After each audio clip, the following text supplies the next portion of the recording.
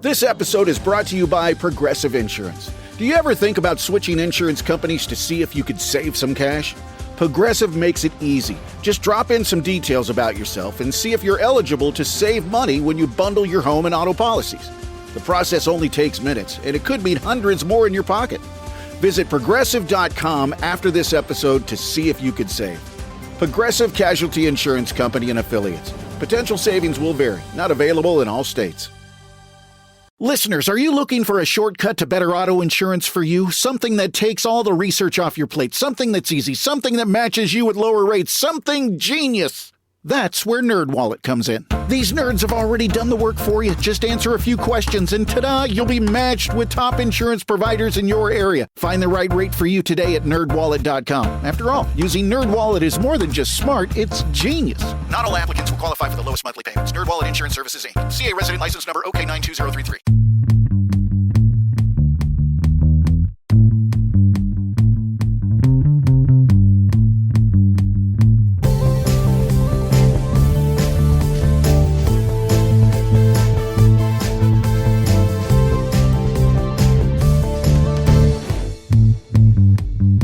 What's up, champs? Welcome to another episode of the Short Chips Fantasy Hockey Podcast, brought to you by Keeping Karlsson. I'm your host, Louis Ezekiel. Joining me tonight, my pal and yours, Elizabeth. Elizabeth, how are you doing on this fine Tuesday evening? We have hockey on a Tuesday. We do. I'm so excited that regular hockey is back. I have to say, though, I did take in a PWHL game during the break, and I have to recommend it to everybody. It was honestly like going to my very first hockey game all over again. So that is my shout out to them this week, and I'm just recommending everybody go to one if you can. That's awesome. I'm really glad. I caught some ECHL action with the Kalamazoo Wings over the break, so similarly checking out some of the less well-known leagues. Just giving them their due and enjoying some hockey during the break. And then, of course, we had the big tournament, too. I'm pretty sure I'm reporting to you from the newest Canadian province, right? That's how this all works out. Yes, you can be a province or a territory. We can discuss how that'll work out as we go through it. But yes, okay. that is how it works. That was what was on the line. It wasn't that little cup that everybody drank out of. It was the titles. For sure. All right, well, let's jump right into it. We have a surprising amount of stuff to cover, considering we've only had a pretty slow Monday since the mega show. But let's jump right into it here. And Elizabeth, I'm going to throw it to you. This is a team that was mentioned on these very airwaves before we headed into the break. Start us off with the big story of the moment here. Yeah, we're going to go down to LA first because the Kings are looking really good lately, but especially Quinton Byfield, who I think a lot of people are really excited to be taking this on and doing really well. He had 4 assists last night against Vegas and 3 shots on goal, which is really good. I would be very excited about this, but I know a couple people who are extra excited because they actually called this hot streak right before the break. Are Jeremy and Shams. They called it on February 6th. So I'm going to do a little bit of accountability here and just say they called it right. He's doing great. He was taking a few shifts last night with Kempe and Fiala. He got 2 assists from that line right near the end of the game, which looked really good. He got 1 on the power play. So if Quinton Byfield's still available, definitely somebody to look at because this is exciting. Unfortunately, he did have a cardio session right before that, but it all balances out when we do the math, right? Look at averages. The Kings in general, though, are looking great. Like I said, 4+ goals in 5 of the last 6 games after a horrible stretch of games where they were getting 2 goals or fewer. So we like to see that. I think we all like seeing more scoring. It's always fun when you can jump up and scream for your team for good reasons. Their defense is looking really good as well. And you actually pointed this out to me, 5th in the NHL in goals against per game. So they're looking really good. And definitely not the Kings that we were complaining about not so long ago in the season. Yeah, I mean, some of the same stuff, remains. It's still, a tight checking defensive team. They've only allowed just over 2 goals a game over this 6-game stretch. So, if you can balance that out with some run support, it's a very nice time to own a Kings goalie, especially Darcy Kemper, who's been getting most of the starts. But don't sleep on Riddick. As long as the team is playing well, he could be a nice little spot start, especially because We'll talk a little bit about Samsonov down the line, but he's been a formerly reliable spot start that has sort of soured. So maybe Riddick will be the guy to look at in the meantime. As long as we're talking about offensive hotness, let's talk about the Capitals. I know here on Tuesday, not looking great, so maybe I cursed them by writing this card up. But in the first 2 games since returning from the break, they had 15 total goals, scoring 8 and then 7. Obviously, nice scoring from Wilson, Ovi, Chychrun, who had 3 goals, John Carlson. But there are some lesser-owning Caps that are cashing in. PLD at 53% owned on Yahoo, which, 53% may be a lot of the active leagues that are still going in Yahoo at this time of year, but still worth a look with 2 goals, 2 assists, and 6 shots over those 2 games. Alexei Protas at 49% with a goal, 3 assists, and 6 shots, and Connor McMichael at 48% with a goal, an assist, and 5 shots over those 2 games.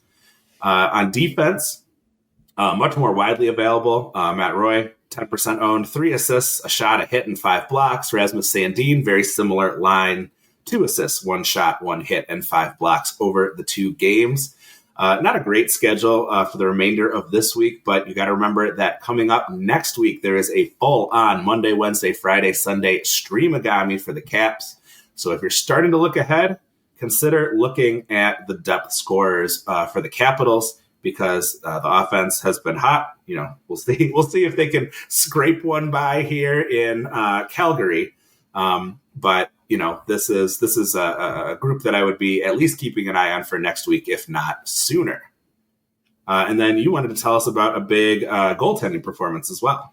Yes, we have to talk about the heartbreaking loss last night for San Jose. They looked like they were going to run away with it in Winnipeg, but unfortunately Winnipeg scored in the final 30 seconds of that game and then ended it 2 minutes into overtime. So it was not the win that we were hoping for, but Vitek Vanacek looked really good. He actually had 33 saves. It was a 2-1 overtime loss, so still a pretty good record when you think of it that way. Now, here's the question though, is San Jose hasn't looked hot for long. So is this just a lack of options?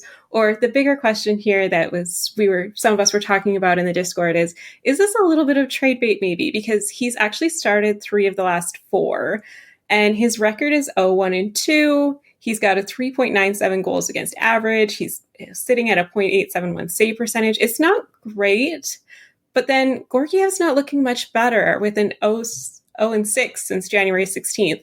So again, I just kind of wonder, is it just a lack of options for them in San Jose, or are they potentially putting him out there as a little bit of trade bait to see what they can make happen? Yeah, I think that's kind of an interesting idea. Like you said, not great numbers right now, but those numbers aren't going to get any better unless you play the guy. And, like you said, he had a really nice run against Winnipeg there. Anybody who can hold up against that offense is probably playing pretty well. Can he do it consistently is going to be the question here. But yeah, pretty interesting opportunity for him maybe to, I imagine that he wouldn't mind getting a chance to maybe back up on a team that might look to make a run. So it could be a good opportunity really for both sides of that deal. Another headline here, we saw Trevor Zegras get suspended 3 games for a hit to Detroit's Rasmussen, hitting him in the head. The many Wings fans in the Discord were not too pleased with seeing that outcome, especially because it's likely Rasmussen will actually miss more time than that. But, maybe a little more forgivable than the Hartman slam that he got his 10 games reduced to 8. But in any case, we won't see Trevor Zegras for a little while here. Mason McTavish taking advantage of the opportunity.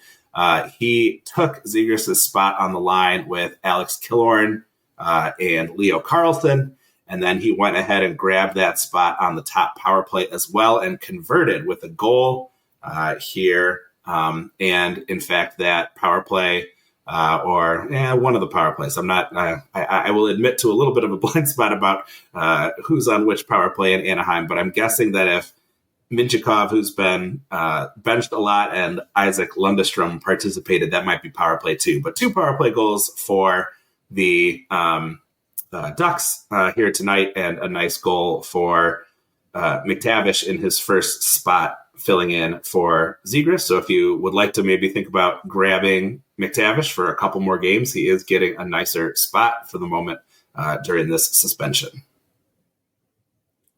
All right. I'm going to take us away with that then, because there's not much else to add. I mean, we know these suspensions really hurt, and the power play, it's not great over there.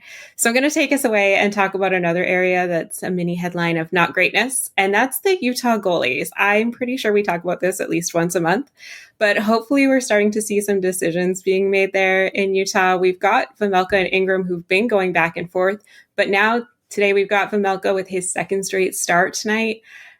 Again, it's hard to say if this is just playing a hot hand with the goalies, because Ingram had a not so great start after the break. He had a 5-3 loss to LA. And now we're seeing Vejmelka with the second start. I wouldn't jump on either of these ones. I've said it before. I have both of them. I wouldn't jump. There's only 2 games next week. It's a back-to-back. But just a little mini headline here that it does look like the tide might be shifting towards Vejmelka.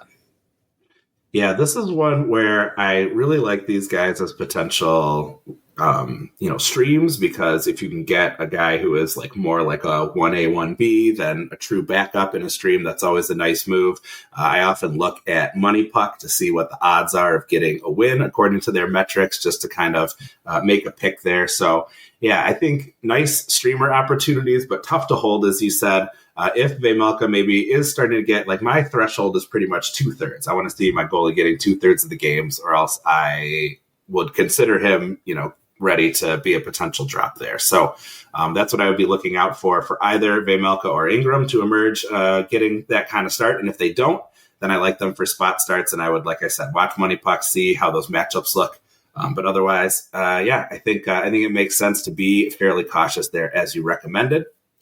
And we are going to head into a quick little break here, and we will see you on the other side with some hot streaks and some injury and outree news. You're listening to Short Shifts. It might not feel like it, but spring is right around the corner. Know how you can tell? Golfers are hitting the links, and we have some tournaments to talk about. And if you want to do more than just talk, put your money where your mouth is. Get in on all the tee to green action with DraftKings Sportsbook. From Thursday's opening round through the closing round Sunday, DraftKings Sportsbook has you covered with tournament props, live betting, odds boosts, and so much more. If you've never bet on golf before, it's easier than you think. Just pick something simple, like a golfer to win the tourney, and make your pick. It's that easy. I'm looking at the odds now for the tournament. I do not know any of these people, but it looks like Scotty Scheffler is the favorite. So do you think Scotty Scheffler is going to win? Or let's see, who has the highest odds? You know who has really long odds? Patrick Rogers. He must be a real nobody, but maybe a nobody's won golf tournament. I don't even know, but if you think Patrick Rogers is going to win this golf tournament, that maybe take a look at DraftKings Sportsbook. By the way, here's something special for first timers. New DraftKings customers bet $5 to get $150 in bonus bets instantly. Download the DraftKings Sportsbook app and use code THPN. That's code THPN for new customers to get $150 in bonus bets when you bet just $5 only on DraftKings. The crown is yours. Gambling problem? Call 1-800-GAMBLER. In New York, call 877-8-HOPE-NY or text HOPE-NY 467-369. In Connecticut, help is available for problem gambling. Call 888-789-7777 or visit ccpg.org. Please play responsibly. On behalf of Boot Hill Casino and Resort in Kansas, 21 and over. Age and eligibility varies by jurisdiction. Void in Ontario. Bonus bets expire 168 hours after issuance. For additional terms and responsible gaming resources, see dkng.co/ice. O'Reilly. Check engine light on? Take the guesswork out of your check engine light with O'Reilly Veriscan. It's free and provides a report with solutions based on over 650 million vehicle scans verified by ASE certified master technicians. And if you need help, we can recommend a shop for you. Ask for O'Reilly Veriscan today. O'Reilly Auto Parts.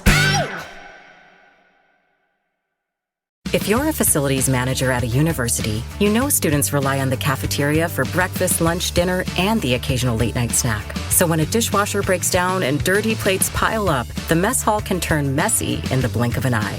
Enter Grainger. With over 1 million industrial-grade products and fast delivery, the product you need now is never far away. So you can turn that dishwasher back into a lean, clean washing machine. Call, click Grainger.com, or just stop by. Grainger, for the ones who get it done. Welcome back to Short Shifts. All right, Elizabeth, we got to jump into just a little bit of injury news. Obviously, the big stuff was covered on the Sunday Mega Show. Definitely listen if you haven't really got you set up for the post Four Nations and actually the short shifts that Jeremy and Shams did as well. Will definitely help you out in that area. But we did have a little bit of new news, some of it not the world's most exciting. For instance, Brian Russ returns to action for the Penguins. Business as usual for the Pens. The lines are back to what you typically expect. They are getting waxed by their fellow Pennsylvanian brothers from the Philadelphia Flyers. So not a whole lot to talk about there. But, I guess nice for them to get him back. He could support the scoring, but it's probably not going to change a whole lot here as they are losing 5-1 at the end of the second. All right. And moving on to a potential outjury that you've probably heard at least one or two of us talk about over the last little bit because we're all excited for it and waiting for it. Valeri Nichushkin may return tomorrow against the Devils. Bednar's not ready to confirm this yet, so do check after your morning skate. If you're leaving him in your IR, don't rush and do anything too crazy, but check after the morning skate and see what they're saying. The Avalanche haven't won since the break, so it could be good for them, but again, always a small sample size, and I know we're all excited to see him come back. He'll be returning to action, most likely on that second line. And I won't drag this out because I know we've talked about this on many a show as we have all been patiently waiting for the return week after week and day after day here. Yeah, definitely a good chance to reset, I think, for a team as good as Colorado, just to sort of shake off the cobwebs, maybe banish some of, the gremlins that have been bothering them, and hopefully they can get right back into their typical action. We have another injury, maybe this one a little more impactful. Joel Eriksson-Ek was injured at practice and was placed immediately on injured reserve, so he's going to be out for at least a week. Minnesota getting real thin down the middle like they used to be a few years ago when I joked that they are the Spirit Airlines of hockey teams. They have functional wings, but nothing but despair and bad times down the middle. Right now we have Rossi centering Boldy and Zuccarello, Freddie Gaudreau with Johansson and Hinostroza. Nothing else of interest really as far as forwards go. And honestly, even mentioning that second line, I feel like is stretching it a little bit. Maybe Johansson, a bit of interest there, but yeah, it's a tough situation right now. Sort of like when we saw the massive injuries to the defense in Minnesota, and it hurt Gustafsson. I worry a little bit about the lack of offensive firepower, maybe not giving him the kind of run support. Maybe it's not as bad in terms of giving up goals, but in terms of securing wins could be a challenge. Credit to the Wild, though. They came back and had a nice overtime victory against the Red Wings.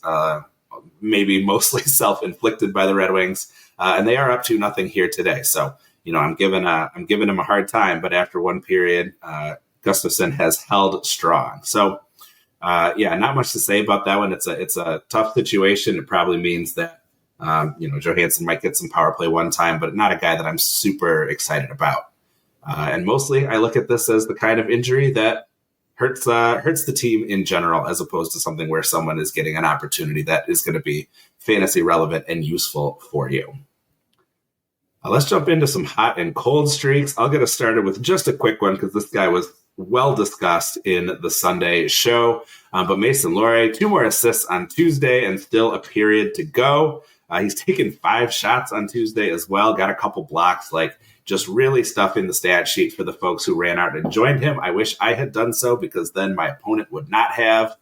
That would have been a nice move. I'm doing some IR shuffle, so it's hard for me to actually make a change without doing a whole bunch of stuff. But maybe I should have done it to grab this guy. Hopefully you paused the Sunday pod and grabbed him and didn't think twice about the Noah Hannafin versus Mason Lohrei debate. Sure seems like the early returns are Lohrei is the winner with a bullet. Absolutely. I'm right there with you. I missed this one as well, and I'm a little bit sad, more than a little, because my matchup's very close and it would have really helped. But I mean, if you got him, it's great. I don't think he's going to be available much in the cacuffle, but if he still is, this is definitely your sign. You should have paused the pod on Sunday. Pause this one and go do it, please. He's looking great, and I think that's going to continue for the next little bit for sure. Yeah, you've got this chunk of time where McAvoy's going to be out. We've seen McAvoy get demoted to power play 2 in the past, especially when someone who is filling in for him has been having some success, and that's what we're seeing right now. I think any signs of offensive success that you can get in Boston, you're going to latch onto, especially if you can get that power play really going. McAvoy has always been kind of, I think maybe a little bit miscast as a power play quarterback. He is the guy, like, in terms of well-rounded defensiveness for Boston, but I don't necessarily see him as the guy who you really necessarily want running that power play. So other options when you can get them, especially if you can give them kind of a sheltered role, and maybe open up some more opportunities for McAvoy. I don't think that's a bad idea. Not at all. I mean, anytime you can get that depth and depend on it so that your players can actually heal before they come back is always good news. Absolutely. Take us to Vegas. Let's talk about a cold streak there for a couple players. You've got a defender, and I'm going to talk about a goalie. Absolutely. We've got some frosty news happening in Vegas, which is strange because both you and I live in these cold climates. But starting with Alex Pietrangelo, he has not looked great over his last couple of games. 0 points in his last 10, only 4 assists in his last 15. The value here is still iffy, but there is some hope. He is still blocking a lot of shots. He doesn't hit those. So you're really banking on the peripherals. I would say right now he's probably looking okay if you're in a Cats league because you want those blocks. But otherwise, for those of us who are in a points league like myself who has him, it's not looking great. It's really, you could probably find somebody else to replace him with. Maybe you replaced him with Mason Lohrei. Maybe you replace him with somebody else who's on a hot streak right now. That's what you want to do because right now his time on ice is not great. It was going down before the break. And if he's not getting you those points and he's not hitting, those blocks just aren't enough to sustain you in a points league as far as I'm concerned.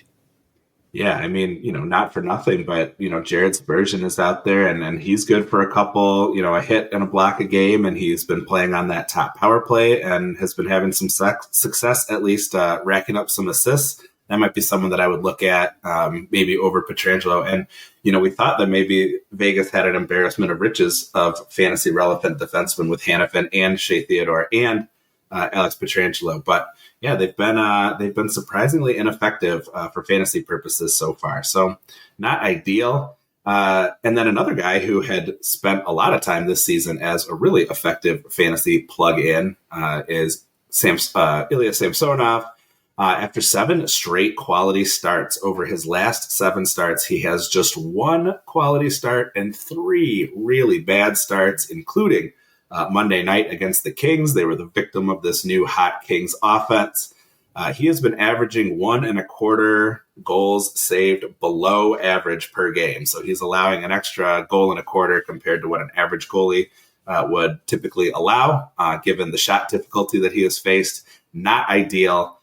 Certainly not something that Vegas wants to see. And it makes him a tough thought for a stream. It really has been a lot of back and forth between Aiden Hill and himself. And so, occasionally Hill getting a couple in a row, but both in kind of a tough situation because you don't like to see Samsonov, performing so poorly when typically you're just adding him for a spot start, and Hill losing starts to a guy who's playing poorly doesn't feel great either to those folks who would rather hold on to him. So tough look there.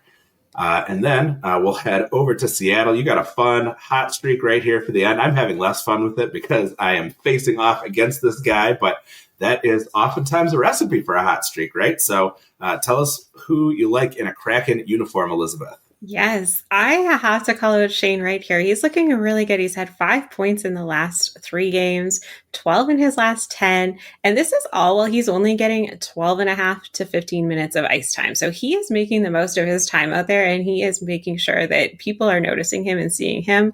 He's playing with McCann and Burakovsky, who are probably taken already for you if you're looking. But Shane Wright, only 13% owned in Yahoo. So this is a wonderfully fun stream in, if you ask me, while he's on this hot streak.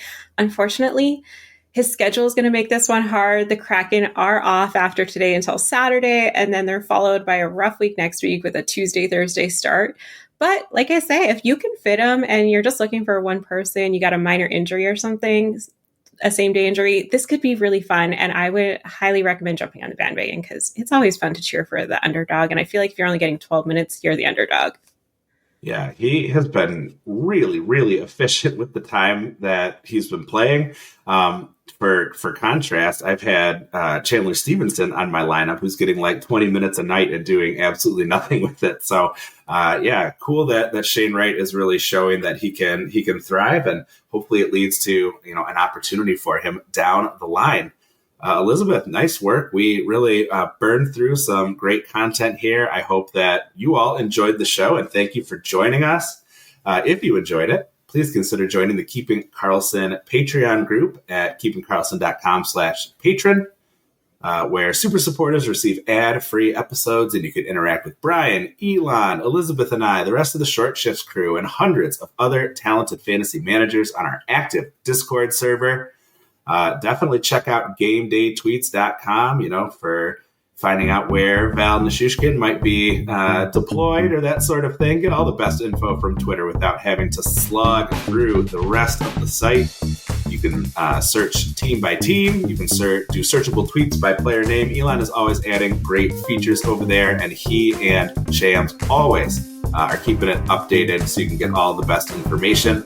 Please visit that site and the other great sites we research our episodes with at Yahoo, Frozen Tools, and Natural Stat Trick.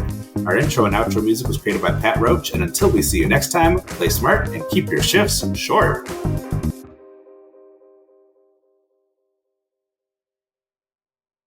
Taxes was taxing.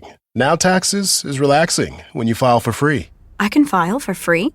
TurboTax Free Edition. Roughly 37% of filers qualify. Simple Form 1040 returns only. See if you qualify at turbotax.com/free.